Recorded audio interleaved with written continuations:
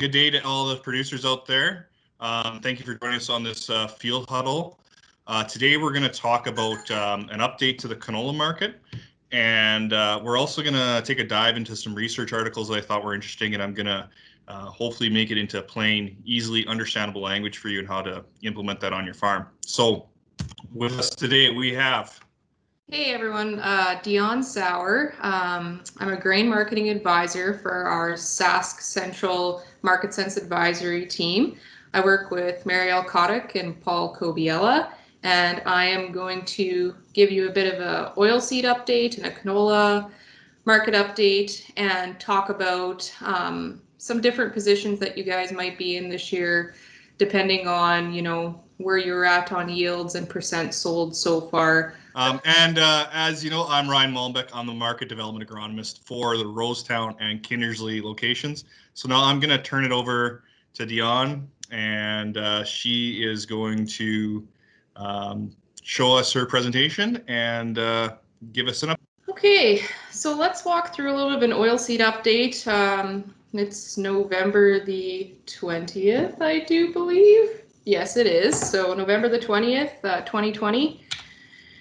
I thought maybe we'd just start by taking a look at the bigger picture. So what's happened so far this year? I know a lot of things have happened this year in the canola market and the soybean market specifically that we don't typically see happen. We saw price rallies through the harvest time period that weren't normal. Like this year, price action has been largely about demand.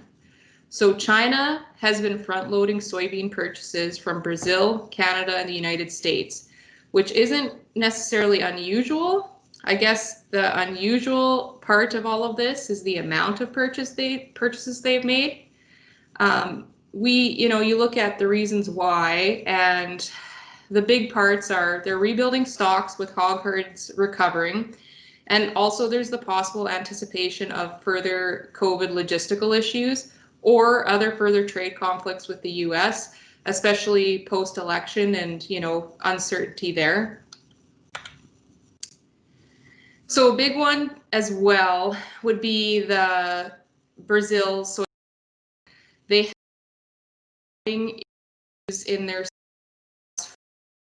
even so, they're still calling for a monster crop, well over 100 million metric tons.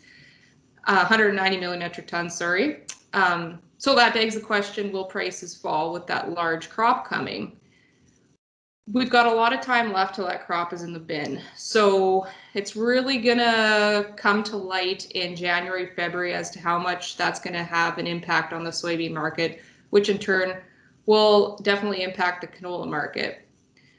But with the continued cuts to soybean yields and production numbers of the United States, over and over again, we're seeing this in their USDA reports, the market is likely to be super sensitive to any production problems we see in South America this winter. So that's going to be a close watch out for us on the soybean market and the canola market.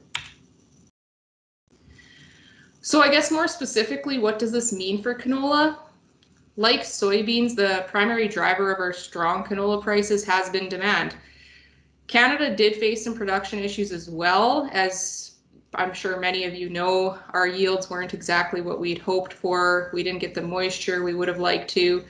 But we will need to continue to be aware of what the soybean oil and meal markets are continuing to do. The rallies we've seen have not been solely on what happened with our yield and our production in Canada this year. To note, canola crush demand will continue to be very strong going forward. No signs of it slowing down. Canola exports have been getting stronger again. We're seeing China come back as a big buyer, along with Mexico and the United Arab Emirates also making steady purchases. With China having pulled out a while back, we created some new markets which we continue to export into, including Nepal, Malaysia, Indonesia, many Latin American countries. So that is really helping our export numbers and helping prop those canola prices up. So today we saw canola climb all the way above 577 resistance to 579 briefly, and has since closed at 576.50. If we can surpass and hold a position above that 572 resistance, we would be looking at around 582.80 as our next resistance level. So, I mean, all of this sounds really bullish and definitely longer term trend wise, and we can talk about this on the next slide. That is, you know, where we're sitting today. But some watch outs might be sell off or consolidation in the market in the nearby. That being said, if you do have any unpriced basis contracts in for December or January, just looking at considering the risk reward, if you're making profits, if you were to lock now, maybe that, and you can always re-enter the market later using some of Cargill's suite of tools, which we can also talk about in a couple of slides here. So, as I'd said, as it sits today, the optimism remains for canola prices to climb higher in the coming months. So overall, the longer term trend still looks great. There are a lot of options to still take advantage of the really good prices you guys are seeing out there today, while still remaining in the market if we do get that, you know, continue to see this rally. Another thing that we found our customers might be dealing with today, and some other Cargill customers that I've spoke to, is because of the yields that you did get this year, you know, it was a lot less than what we were expecting. So you might have been further sold and further positioned ahead of harvest than you would have liked. So where you thought, you know, I'm only 20% sold, you might have ended up being 60, 75, 80% sold. And now you wish, oh, I wish I still had that physical canola left to sell. But if you've made those sales with Cargill, you haven't delivered the grain yet, there are still, again, lots of options to add things to your existing contracts to try to build up that price and re-enter the market. So a couple of specific strategies that we've been talking to our clients about, depending on their individual situation, have been the minimum price call and the focal point. So these tools both allow for the possibility to make profit and add to your contract price if the market goes up. They function a little bit differently. The upside on both of the contracts is unlimited. So if you enter into these contracts and the market just goes up, doesn't fall back at all, there is upside potential to add extra dollars onto your existing contracts. The risk is quite different in both of these contracts. So with a focal point, where you enter the market, you need to set a stop below your entry. And if the market does dip down below your stop, you are at risk of losing additional dollars on this contract. Whereas a minimum price call, if the market falls or stays neutral, yes, this tool could have $0 value if it expires worthless. But if the market does go down before expiry, it's not going to kick you out of that contract, and it's going to give you a little bit more time in the market to see, hopefully, that the market will rally back up and that you'll be able to make some profit on this tool. So that's a very, very generalized description of each of those tools. Something we do with our customers is we'll walk through real life examples, we'll draw it out. If you're unfamiliar with these solutions, there's no problem. We have no problem walking through those with you. And that being said, like with the Market Sense team and our advisors, we're really looking at your individual situation. We don't like to make blanket recommendations. We're going to make a strategy for you and your farm. So, you know, we'll help you enter into these contracts, and we'll monitor and guide you through the process. So we don't leave our customers hanging. Some of these have a few moving pieces to them that we're watching the markets every single day, and you know, this is just part of our job and helping you max the reward and lower the risk on a grain marketing plan. So I guess that being said, I would definitely encourage you to reach out to your local advisory team. We have time to sit down with you, talk about whether it be you're feeling heavily sold in a market where you want to get back into, or maybe you're looking to sell some more but want to stay in that market, we will walk through those options with you and make the decision based on what's best for you and your farm. With that, I will hand it back over to Ryan. Okay, so Dion, thanks for that presentation. So what's holding guys back? Like, why wouldn't a producer take advantage of this right now?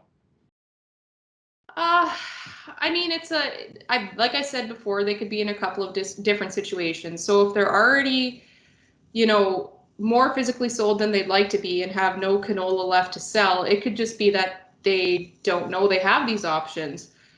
So that's just a matter of, like I said, reaching out to your advisor or reaching out even to your grain or account rep to walk you through these. Because as long as you have, that canola contracted at Cargill and it's not been delivered on yet, then it's not too late to use these tools and solutions. On the flip side, I would say, if you have canola in the bin and are reluctant to sell it because you think, well, listen to what she just said, the prices are just going to go higher and higher, we just caution that we're seeing some very attractive canola bids right now. And if you're making a good profit at these bids for your farm, you can make those sales, you can make that profit, and then you can add something to it after those sales with Cargill to keep you in the market. So it's almost, if it's just that you're worried that you're going to miss out on that rally, but even if you need the movement, you say, I want to get my canola out of the yard before March, before road bans, or it's in bags and I want to get it moved, but the market's going to go up. What do I do? Like, this is a way to still, Okay, thanks, Dion, for that. Really good advice for all our producers. I'm going to roll into the next section here of our presentation. I'm going to talk to you guys about hopefully some practical information that you can apply to your farm. I went into some of the journal articles that are coming out of Ag Canada, some of the research that the folks at Brandon and Swift Current and other locations are doing, and hopefully giving you guys some new information, some different information on canola production that you can implement on your farm that they're discovering with some of these studies that are going out right now. So the first one is high yield no-till canola production on the Canadian prairies is what it was called. This was done down in Swift Current.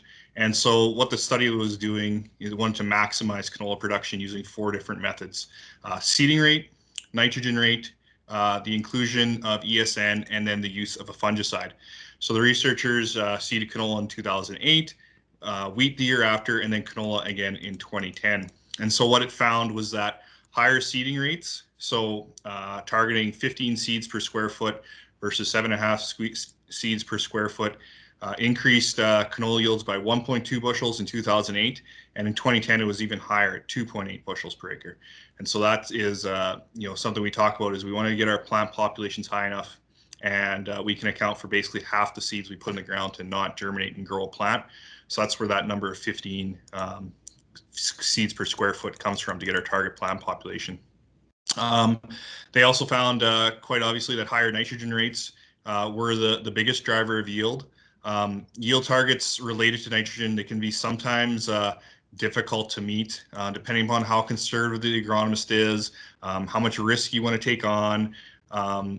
Different people will recommend different rates to hit a different yield target, and even a lower yield target in soil that has much lower organic matter may nitrogen than a higher yield target on soil that has much higher organic matter. So there's a lot of factors going on, obviously, that the science says we need 3.5 pounds per bushel, but there's other things going on. But it's not always cut and dried, but we can help you look at what your crop needs. We can help you look at what your soil needs and also factor in your appetite for risk on nitrogen. But the takeaway is that higher nitrogen rates, higher than the recommendations, were more profitable and resulted in more canola production. ESN showed a result of 1.7 bushels per acre, but only in 2010. It was a little bit more variable. They mixed the 50-50 with urea, and the researchers' takeaway from that was, yes, it's a tool. It can be variable, maybe something to include, but 50-50 is where they felt the best usage rate was for ESN. And then finally, fungicides. In 2010, the fungicide treatment showed a significant yield bump, and that was even when the rate of sclerotinia was only 5% infection rate. And they still got 1.7 bushels per acre out of that fungicide treatment. So again, they kind of caution things by saying, typically it's when infection rates are 30% higher that we'll see, a really good response. And this kind of went against the trend. But that being said, if there was a year to spray for sclerotinia in West Central Saskatchewan, 2020 was the year. I was out scouting this fall, and I could easily pick out, significant damage, areas of infection and lost yield potential throughout many of the canola fields I was in. And I really think it was a missed opportunity for growers to maximize their production this year. So don't just say, oh, well, the signs aren't quite pointing there. Maybe that you target 2 or 3 fields where you're going to have the best results and try it out. I think guys are missing an opportunity on that. So all in all, at the end of the day, in 2008, by having the highest seeding rate, having the highest nitrogen rate, using ESN and using fungicide, gained the research plots 5.9 bushels per acre over the treatments where it was the lower seeding rate, lower nitrogen, no ESN, no fungicide. And in 2010, that advantage went to 8.9 bushels per acre. And that, of course, was the year when the ESN paid off and the fungicide paid off. So you can see how all these little incremental steps in your production tactics can add up. Next, we're going to look at kind of a hot topic is seed size and seeding rate effects on canola emergence, development, yield, and seed weight. So, I'll get to the seed weight issue. First, we're going to touch on seeding rates, but what this 2013 study wanted to find out was that, our different 1,000 kernel weights in canola and different seeding rates, how does that influence yield? How does that influence oil quality? So with seeding rates, higher seeding rates gave better emergence and more crop biomass early on, and this really helped improve the ability for that crop to compete. Higher seeding rates also went on to increase bushel weight and also oil content. It also improved the stubble density, which I'll kind of touch on later. And finally, the canola at the higher seeding rates, again, if you look here, we're looking at that 150 seeds per square meter, and that just, you divide that by 10, and that gives us 15 seeds per square foot. So aiming for this target population of plants per square foot. So again, this higher seeding rate, the canola flowered sooner, it matured sooner, it had fewer days to the start of flowering, and fewer days to maturity.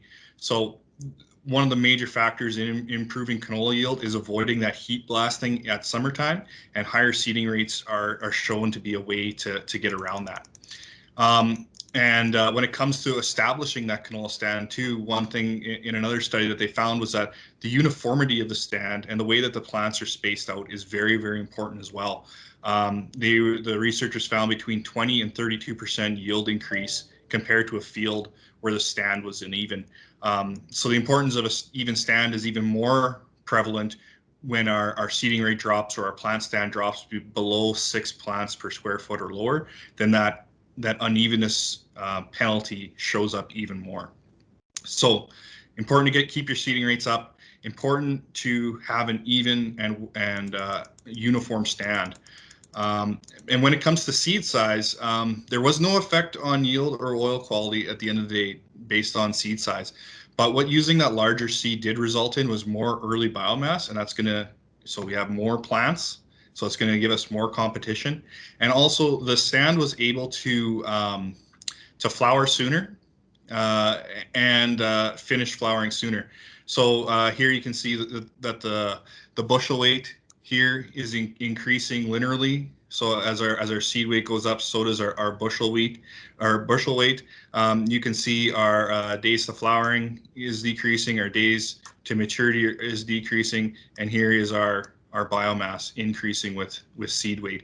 So again, all great things that we want to do that we'll get from a larger seed. And I know this is kind of a contentious issue because some guys like the small seed, the other guys like the big seed. We sometimes don't get a choice. As far as yield and quality of the grain, not necessarily any benefits, but speeding up flowering, speeding up maturity, and reducing your risk to some high temperatures, and some of the negative impacts from flowering and pod development. They're showing that the bigger seed is paying off in that respect. Plant survival and canola yield, they found overall after these two studies was that the hot, dry summer weather was really what was affecting yield much more so than the emergence of seedlings.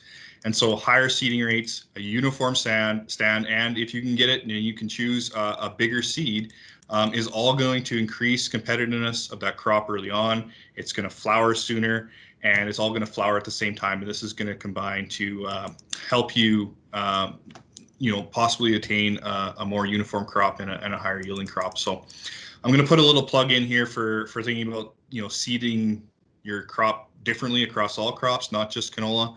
The trend or the standard practice is to certain weight regardless of what the size of the seed is, or seed a certain volume. So it's like, I'm doing 5 pounds, or I'm doing 2 bushels of wheat, or I'm doing a bushel of lentils, and just kind of taking that for granted.